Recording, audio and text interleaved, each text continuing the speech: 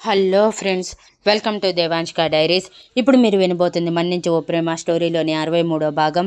వాళ్ళని చూడటమే వసుధార మేఘనతో ఇక సైలెంట్గా ఉండు, ఏదైనా తర్వాత చూసుకుందాం అని చెప్పి గబగబా కిచెన్లోకి వెళ్ళి అందరి కోసం కాఫీ వాటర్ తీసుకువచ్చి వాళ్ళు సోఫాలలో కూర్చున్నాక ఇస్తే అందరూ తీసుకుని వసుధార వైపు మొదటిసారి మెచ్చుకోలుగా చూశారు, ఒక్క పానీగారు తప్ప. వసుధార వాళ్ళకి చిరునవ్వు విసిరి పక్కకి వెళ్ళిపోతే రిషి వర్షిత్ కోసం చూశాడు. కానీ వసుధార వర్షిత్ని కిందకి తీసుకురావద్దని ధర్మేంద్ర గారికి చెప్పటంతో ఆయన అప్పటికి రూమ్లోనే ఉండిపోయారు, కింద జరుగుతున్న గొడవ తెలియక.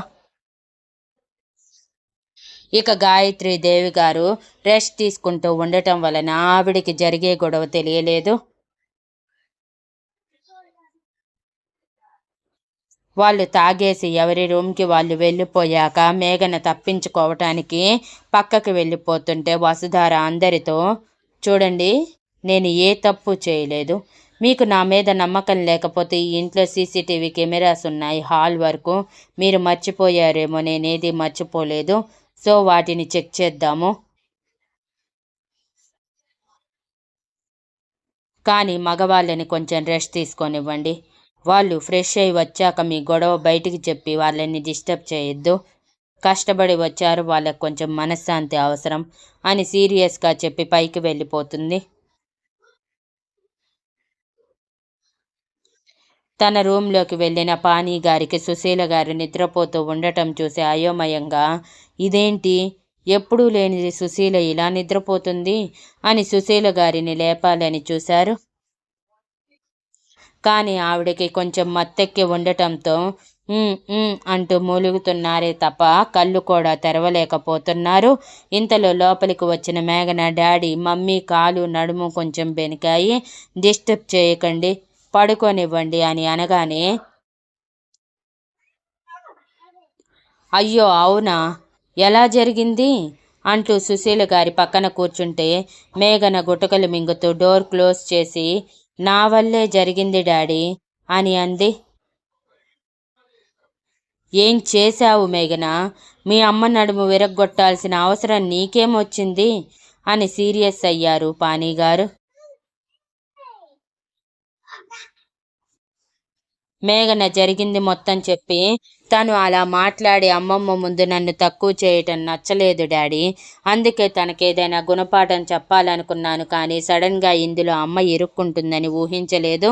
ఐఎమ్ సారీ డాడీ, ఇంకొకసారి ఇలాంటివి చెయ్యను అని అంది. కానీ పానీగారు మొదటిసారి మేఘన చెంప మీద కొట్టి, ఆల్రెడీ చెప్పాను తనతో అసలు పెట్టుకోవద్దని, ఎందుకు తన వైపే పదే పదే పోతున్నారు? ఇక డబ్బు విషయం అంటే నేను చూసుకుంటాను, నువ్వు సైలెంట్గా ఉండు. ఇంకొకసారి అనవసరంగా ఆ పిల్ల జోలికి పోయి ఇలా లేనిపోని తలనొప్పులు తెచ్చి తల మీద పెట్టకు. ఇప్పుడు కానీ ఇది ఎవరికైనా తెలిస్తే ఈ ఇంట్లో మనల్ని ఉండనిస్తారా? ఇప్పటికే వసుధార వైపు అందరూ తిరిగిపోయారు. తనకి హాని చెయ్యాలని నువ్వు చూశావంటే ఏం చేస్తారో కూడా తెలియదు. ఇంకా నయం, తను పెద్ద గొడవ చేయకుండా సైలెంట్గా ఉంది.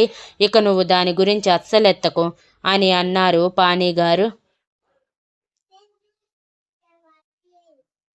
మేఘన ఏడుస్తూ సరే అన్నట్టు తల ఊపితే పానీగారు అసహనంగా, దీనంతటికీ ఒక ఏంటి చెప్పాలి, లేదంటే ఈ ఇంట్లో నేను అనుకున్న స్థానం కోల్పోతాను.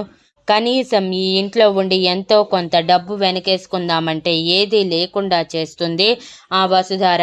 తనని అడ్డు తొలగించాలి అని మనసులోనే అనుకున్నారు. సరే, ఇక నువ్వు వెళ్ళు, గుర్తుంచుకో ఈ విషయం ఎవరికీ తెలియటానికి వీల్లేదు అని చెప్పి మేఘనని పంపించేశాక పానీగారు సుశీల గారి పక్కన కూర్చొని తల పట్టుకొని, ఇప్పుడు అంత డబ్బు ఎక్కడి నుంచి తీసుకురావాలి నేను? ఇదేమో ఖర్చు తక్కువగా పెట్టుకోవాలి అని చెప్తే పట్టించుకోకుండా మీరేమైనా కడుతున్నారా అంటూ ఇప్పటి వరకు అధిక ప్రసంగం చేసింది. ఇప్పుడు నెత్తి నోరు కొట్టుకున్న అంత డబ్బు లేకుండా పోయింది. అనవసరంగా వ్యసనాలకు పోయి ఉన్న డబ్బంతా పాడు చేశాను. కనీసం అదైనా ఉంచుకొని ఉండుంటే ఈరోజు వీళ్ళ మీద ఆధారపడే అవసరం ఉండుండేది కాదు అని అసహనంగా అనుకున్నారు పానీగారు. ఇక రూంలోకి చేరిన వసుధారని చూసి, ఈరోజు విశేషాలు ఏంటి వసుధార అని అడిగాడు రిషి ఫ్రెష్ అవ్వటానికి వెళ్తూ.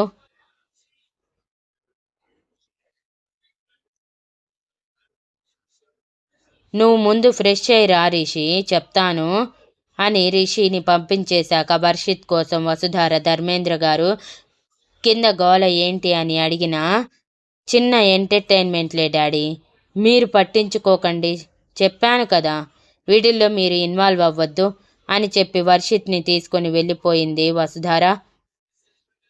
అప్పుడే జై కూడా రావటంతో అంజలి ఇబ్బందిగానే కిచెన్లోకి వెళ్ళి కాఫీ తీసుకొని జై కోసం వెళ్ళింది. రిషి ఫ్రెష్ అయి వచ్చాక వర్షిత్తో కొంచెంసేపు ముద్దులాడి వసుధార వైపు చూస్తూ, ఏంటి కొంచెం నీరసంగా కనిపిస్తున్నావు వసు అని అడిగాడు. ఏమీ లేదు రిషి, అందరం ఇంట్లోనే ఉంటున్నాం కదా, సో తలా ఒక పని చేసుకుంటే బాగుంటుందని చెప్పి మీ అమ్మ పిన్ని వాళ్ళందరినీ పని చేసేటట్టు చేశాను, అందుకే కొంచెం నీరసంగా ఉంది అని అంది వసుధార.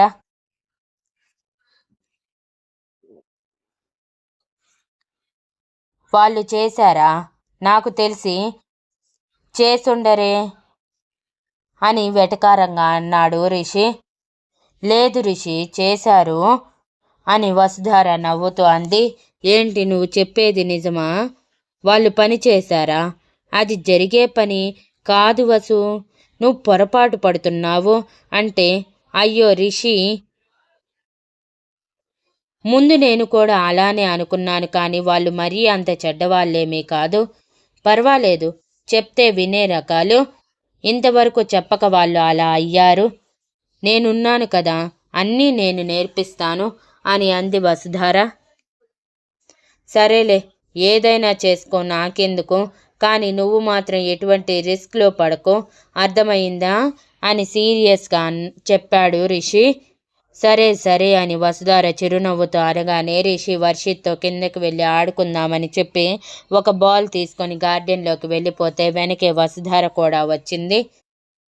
వసుధార వెనకే ధర్మేంద్ర గారు, జై, అంజలి కూడా వచ్చి అందరూ కలిసి వర్షిత్తో ఆడుకుంటూ ఉంటే వాళ్ళనే చూస్తున్న పెద్దవాళ్ళు ఒక్క గాయత్రీదేవి గారు తప్ప మిగిలిన అందరూ వాళ్ళ వాళ్ళ బాల్కనీలలో నిలబడి ఆడుకుంటున్న రిషి వాళ్ళని చూసి తమకి కూడా వెళ్ళాలనిపించినా వెళ్తే రిషి ఒప్పుకోడని సైలెంట్గా చూస్తూ ఉన్నారు. వర్షిత్ వచ్చిన దగ్గర నుంచి వర్షిత్తో టైం స్పెండ్ చేయాలి అనుకున్నా ఆ టైం దొరకటం లేదు వాళ్ళకి. దొరికే టైంకి వర్షిత్ వాళ్ళ దగ్గరికి వెళ్లకుండా ఏడుస్తున్నాడు. ఎంత బుజ్జగించినా మచ్చిక చేసుకోవాలని ట్రై చేసినా కొత్త వాళ్ళ దగ్గర అలవాటు పడలేకపోతున్నాడు వర్షిత్. ఇక వసుధార ఏమీ చేయలేక సైలెంట్గా ఉండిపోయింది. అప్పుడే ప్రయూష రాఖీలని ఆఫీస్ నుంచి వెళ్ళి పికప్ చేసుకొని వచ్చాడు ప్రమోద్. వాళ్ళు రావటమే గార్డెన్లో ఆడుకుంటున్న రిషి వాళ్ళని చూసి వాళ్ళకి కూడా ఆడుకోవాలనిపించి వాళ్ళ బ్యాగ్స్ పక్కన పెట్టి మేము కూడా జాయిన్ అవుతాము అంటూ ఈసారి వాళ్ళు కూడా జాయిన్ అయి మట్టిలో ఆడుకుంటూ ఉండిపోయారు సరదాగా. అలా 7 వరకు సరదాగా ఆడుకున్న అందరూ బురదలో పూర్తిగా తడిచిపోయి ఉండటంతో మరోసారి ఫ్రెష్ అవ్వటానికి ఎవరి రూమ్కి వాళ్ళు వెళ్ళిపోయారు.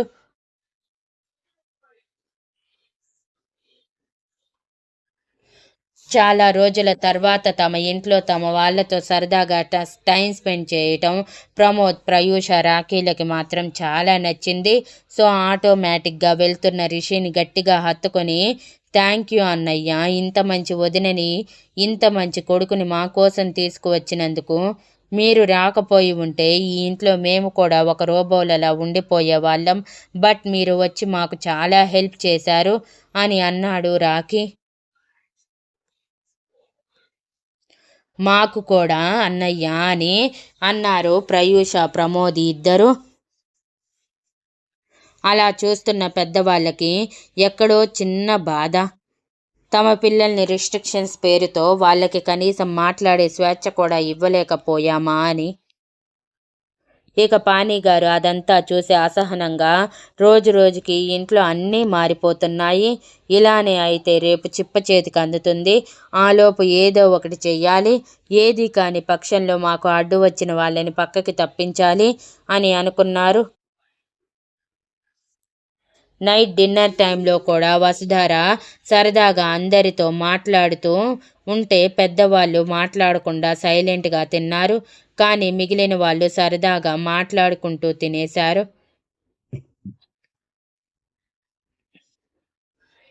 మొదటిసారి ఇక గాయత్రీదేవి గారు కూడా పిల్లల మొహాల్లో కనిపిస్తున్న సంతోషానికి తమ డైనింగ్ టేబుల్ దగ్గర మాట్లాడకూడదు అనే రిస్ట్రిక్షన్ని తొలగించేశారు. నైట్ 11 గంటల టైంలో వాటర్ అయిపోవటంతో వాటర్ కోసం కిందకి వచ్చిన వసుధారకి ఇల్లు మొత్తం డీమ్ లైట్ వెలుతురులో ఉన్న ఒక్క ప్రయోష రూమ్లో మాత్రం లైట్ వెలగటం చూసి ఎగ్జామ్స్ కోసం ప్రిపేర్ అవుతుందేమో అని తన కోసం కాఫీ ప్రిపేర్ చేసి తీసుకువెళ్తే బాగుంటుందేమోనని స్ట్రాంగ్గా కాఫీ ప్రిపేర్ చేసుకొని తమ కోసం వాటర్ బాటిల్ తీసుకొని ప్రయూష రూమ్ దగ్గరికి వెళ్ళిన వసుధారకి లోపల నుంచి చిన్న చిన్న మాటలు నవ్వులు వినిపించాయి.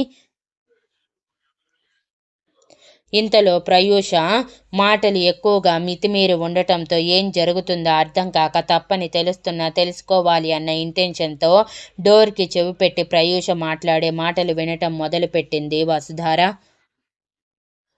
Thank you for listening and please like, share, comment and subscribe.